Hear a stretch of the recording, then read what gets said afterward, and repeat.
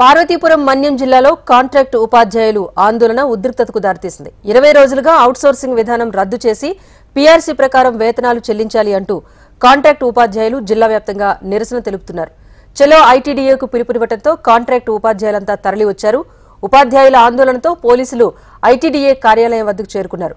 కార్యాలయం ప్రధాన గేట్ను మూసి ఉంచడంతో ఉపాధ్యాయులు గేట్ దూకి లోపలికి వెళ్లే ప్రయత్నం చేస్తూ ఉండగా పోలీసులు అడ్డుకున్నారు. కాంట్రాక్టు ఉపాధ్యాయులకు పోలీసులకు మధ్య తోపులాట చోటు చేసుకుంది.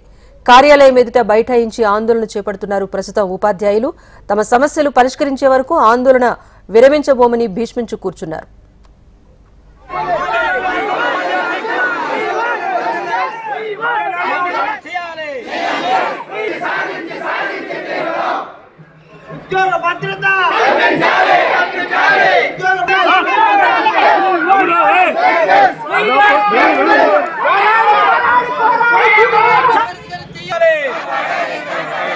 సమస్యల పరిష్కారం చేయాలి.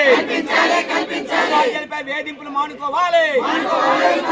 రాష్ట్ర ప్రభుత్వం కూటమి ప్రభుత్వం ఇచ్చిన హామీలు అమలు చేయాలి.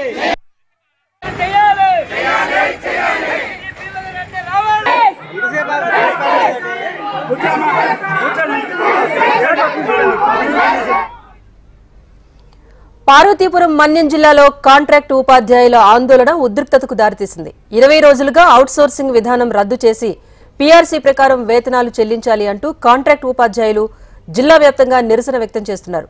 చలో ఐటీడీఏకు పిలుపునివ్వడంతో కాంట్రాక్టు ఉపాధ్యాయులంతా తరలివచ్చారు. ఉపాధ్యాయుల ఆందోళనతో పోలీసులు ఐటీడీఏ కార్యాలయం వద్దకు చేరుకున్నారు.